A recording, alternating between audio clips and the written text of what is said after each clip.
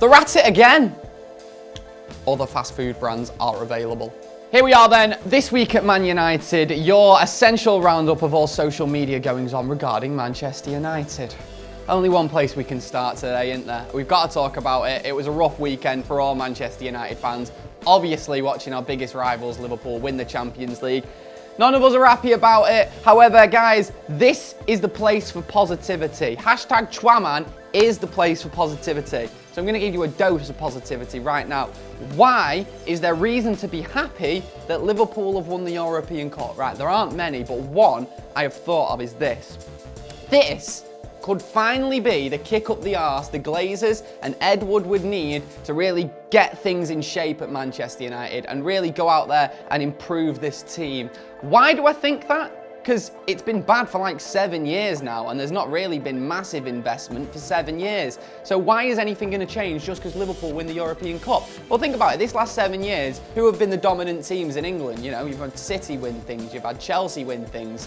But let's face it, City and Chelsea, they could win like the treble 3 times on the run and they still wouldn't be a bigger club than Manchester United. City and Chelsea fans, admit, you know that yourselves. Like, you would never be the size of Manchester United within the next 70 years. It's just not going to happen.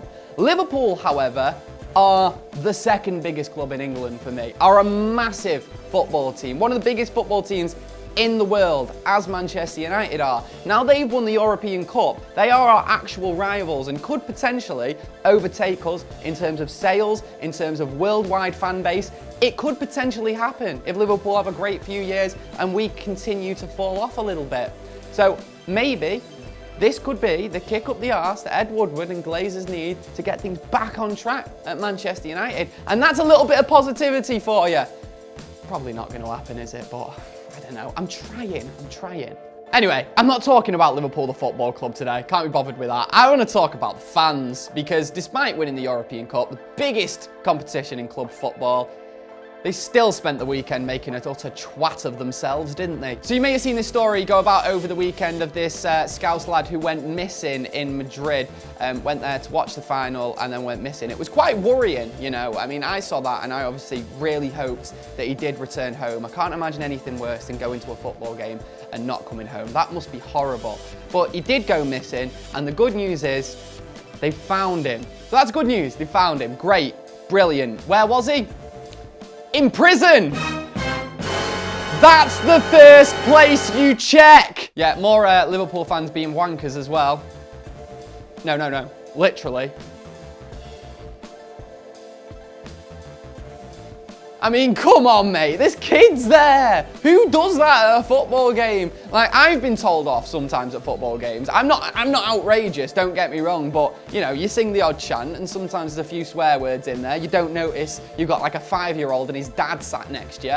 I've been at a football game where the dad's gone, excuse me, mate, can you please not swear that loudly and aggressively in front of my son? And that annoys me a little bit, because it's like, well, don't take your kid to the football game. You should expect to see swearing. What you don't expect to see is a man wanking on a statue.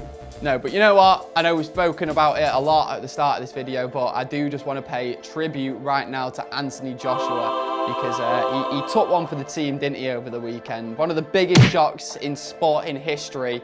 And he did it just so people would stop talking about Liverpool winning the Champions League. That's the only reason I can think that Anthony Joshua has done it. He's taken one for the team and I respect him for it. Nice one, AJ. Gutted for anyone who actually travelled to New York just to watch that fight as well, seriously. You may have seen this story as well about some Spurs fans who were on the way to the Champions League final.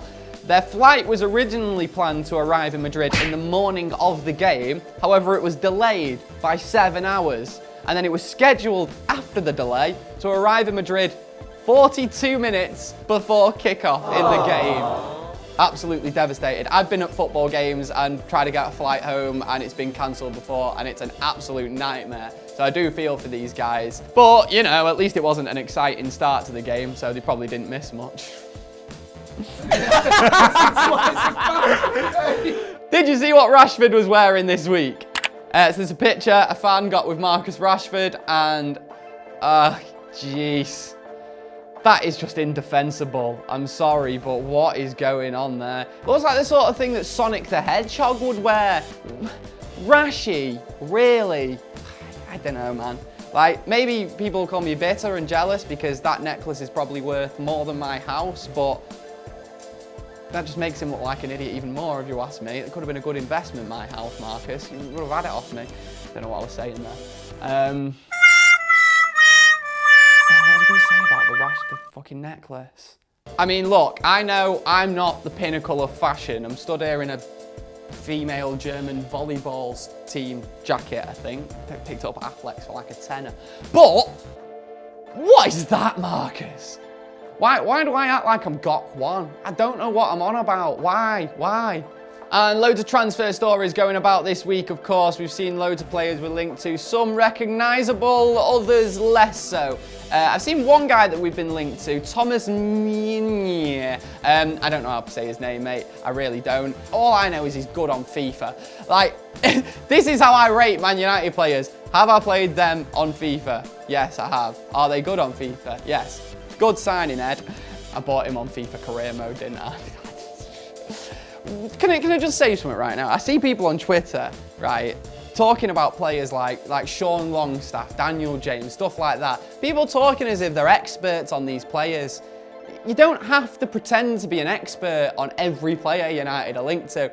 It's perfectly fine to just say, you know what? Never heard of him. I've never heard of him. It doesn't make you, like, less of a football fan. You can openly admit to it. There's nothing wrong with it. It's just I feel like I go on Twitter and I've got people arguing with each other over whether or not United should sign Daniel James. And I'm like, neither of you have ever watched him play, have you?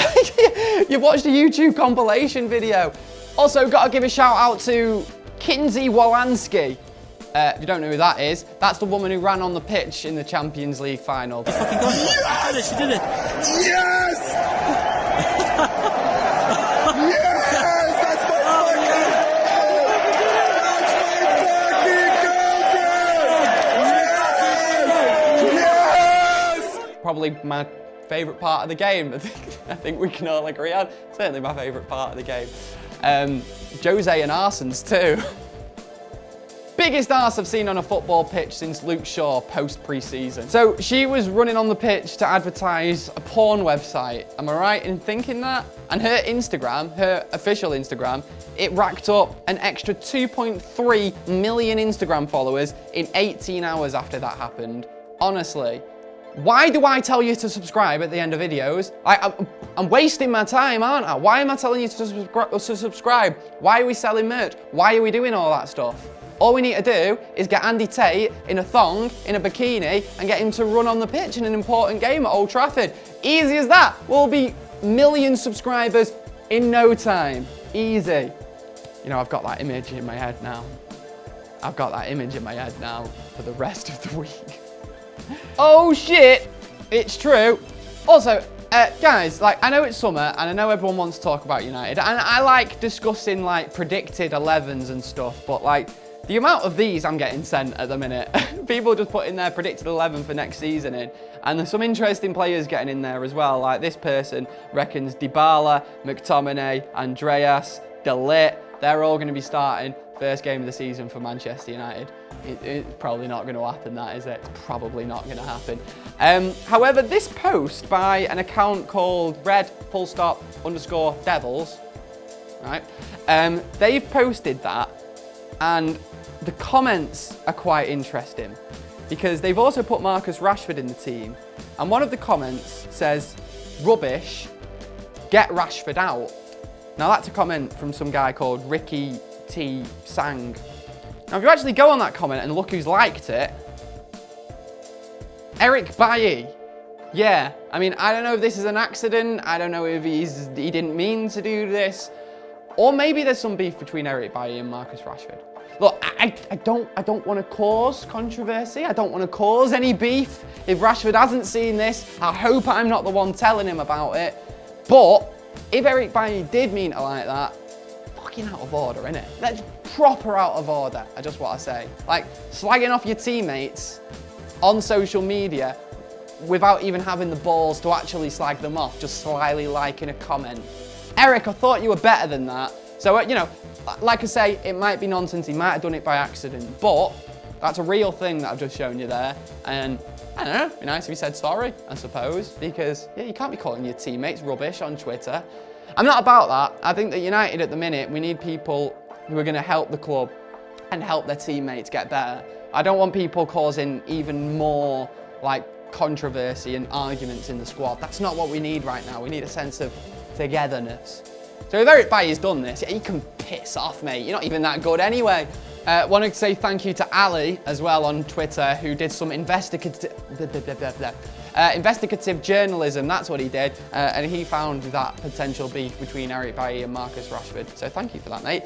If you see anything online on social media you want us to react to here on This Week at Man United, this is your show. It's not just mine. Send it in to us at FullTimeDEVILS on Twitter, or put it in the comments on one of our YouTube videos. We'll try and find it. You know where we are on Facebook as well. Send it to our WhatsApp. I don't know. If you know where we live, send a carrier pigeon to my house and I'll do it next week. I'll react to that. All right? Right. Okay. See you next time on This Week at Man United. Laters. Also, happening this weekend, this Saturday in town, if you're about, we're putting on a big sort of, I was about to say end of season party, but it's not really a party, is it? Drowning your sorrows, that's what we're going to be doing. We're going to be at the Nag's Head putting on an event there from 7 on Saturday evening. If you want to come down to the big FullTimeDEVILS end of season party, we're going to have loads of stuff on, a quiz, we're recording a podcast there as well. So see you there. Should be a good night, all right? See you in a bit. Laters. And yeah, we'll all go 42s after as well if you want. Well, that's guaranteed. All go 42s with Gaz. That's an experience you don't want to miss out on.